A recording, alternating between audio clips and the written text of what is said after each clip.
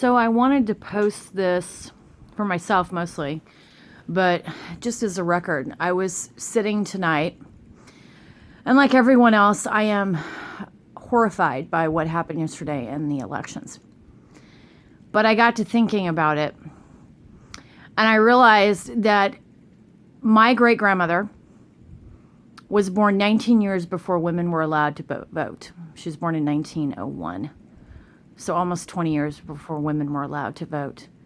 She was 73 years old when Roe versus Wade, the woman's right to choose, came about. She, in her own way, fought for her civil rights. My grandfather, her son, fought in World War II. He was in Italy. He was in the D-Day campaign. He was a soldier. My mother protested the war in Vietnam, even though she was a military wife in California in the late 60s, even up until after I was born. I myself fight every day for women, for me to break stereotypes. And what I realized was staring in the mirror tonight was that I, since about June of last year, was being prepped for battle, so to speak. We have a lot of work to do. And what I do know is that this man, Trump, is not here to conquer the world, so to speak, but he is the catalyst to bring us together. We're so fractured right now, it's not even funny. But what this man has done has brought people and alliances and sections of our society together that would have never come together before. And I kept seeing a movement. We have not heard the last of Hillary Clinton. We have not heard the last of Bernie Sanders by any means. But what I realized was, as part of my own journey, was that I was in training, so to speak, in basic boot camp since about last June. And I realized that was kind of when the presidential campaign really got hot and heavy. And that as we got closer to the election, I started slimming down. And that my own personal field is clear. That's the reason I'm not panicking. Now, am I angry? Yes. Did I vote? Yes. Do I believe that we can make a change? Yes. Am I fearful for my friends who are trans, who are gay, who are lesbian, who are black, or of some ethnicity? I have a wide, diverse group of friends. In my own chosen family, I have gay and lesbian family. So therefore, I do worry. But one thing I do know is that, yes, change will come. And how that comes is going to depend on us. You know, I love the old expression of, if they go low, we go high. And that's kind of how I'm going to do this. And that's kind of why I posted that public service announcement of, I'm not going to talk politics with you. I have my opinion, you have yours. And if you violate my space, guess what? You're in my court then. And I will do whatever is necessary and take whatever means I need to take to protect my space, myself, my rights. This is not a political issue. It's not a party issue. This is about us coming together as human beings. We have other things going on. We have things going up in Standing Rock. We have things going on in Europe. We have issues going on in Iran and Pakistan. And there are just so many places that we are needed. I had someone IM me tonight and go, when are you moving? Because I had joked last night about what does it take to move to Canada? And it kind of pissed me off. Period. I was like, don't even go there. One of the things that I was always taught was that if you get knocked down, you get back up. And you make goddamn sure that whoever knocked you out does not get back up.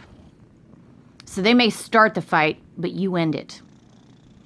And you win. And that's my intention. One of the things that we talk about in Phoenix all the time is about this leadership, is about women in leadership, about people in leadership, about spiritual leadership. And it's about showing up. You don't have to make a big damn statement. But what you do is you show up and you make a difference. You continue to do what you do by living your life in the way that you do it. By being honest, by being in integrity, by doing you. So, yes, feel the feelings, feel the hysteria, feel the fear, because it is real. But understand something, that if we let this feeling persist, it will create a climate of fear and hysteria and negativity. And all that does is breed this endless pit of shit. Personally, I don't want it. I was talking to my godmother this morning and she said, whatever happens, I will adjust in my own way. And I agree with her. We will all do what we need to do. We all pick and choose our battles. And at this moment in time, right now, yes, this is a huge wake-up call. Like Hillary said this morning, our country is deeply, deeply divided by race, by class, by prejudice, by politics, by issues. And if nothing else, what Donald Trump does is he shines a negative light, or he shines light on these fractured pieces of our culture, of our collective universal soul as the United States. But it's up to us, me, you, whoever watches this, to heal that. But the only way to do that is to start with us. And so I choose to continue to live my life the way that I do. And that means serving the community. That means going to work and making a difference and being of a service-minded and being kind to people and loving people for who they are. That's where it starts. It starts with you. It doesn't start with a big damn movement. It starts with you. A movement of one, an army of one. Because at the end of the day, it's between you and Creator. It's between you and the universe, the goddess, God, Jesus, whatever higher power you choose to call it. And that's your choice. Now, what I say may not, jive with people, and that's okay. This is what I believe. But what I know beyond a shadow of a doubt and what has been ingrained in me is my faith. And I know that there is a higher hand at this. I know that there is a reason why the events unfolded the way they did. Do I know why? No. Do I have answers? No. I'm human just like everyone else. But what I do know is at the end of the day, we're all going to be okay. So please take a moment. And once you have felt these feelings of anger and disappointment or triumph or whatever, step back and then ask, what is my role to do next? How am I supposed to help make America great again? Well, I'm America. You're America. Our family, our universal family is America. Because let's face it, folks, you can think globally, but you got to act locally. And locally means starting with you. So that were just some thoughts that I had tonight.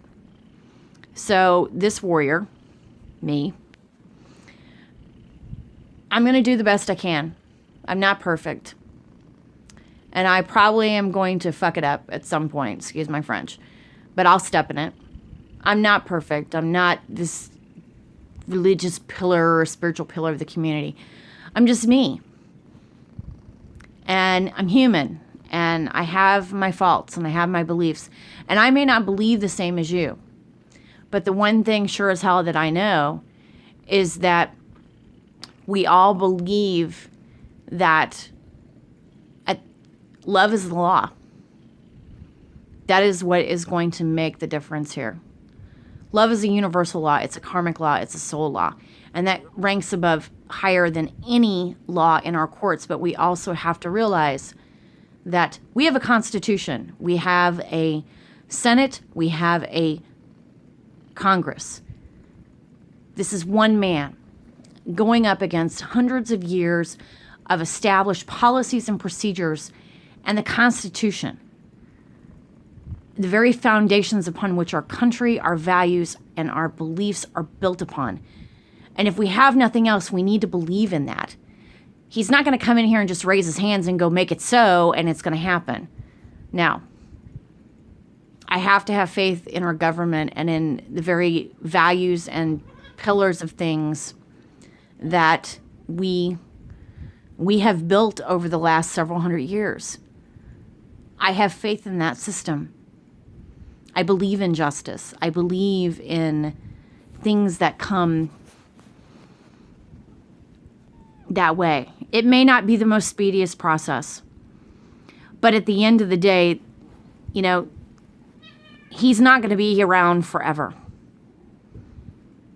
And you never know what's going to happen. So what I'm just going to ask is that you have a little hope. You have a little faith that whatever his purpose is, Mr. Trump's purpose of being here, is for a higher good. And right now, with all the confusion and noise, we don't know what that is. But in these times, I wish you peace and I wish you joy. And I wish us calm. And I ask that we all just take a step back here and assess. Where do you stand with this? What side of the issue do you stand on? Are you pro-human or not pro-human? Because that's what this comes down to, people. Personally, I'm a warrior for humans. I'm a warrior for humankind. And I will do whatever I need to make sure that I'm safe, that you're safe, the people that I love are safe.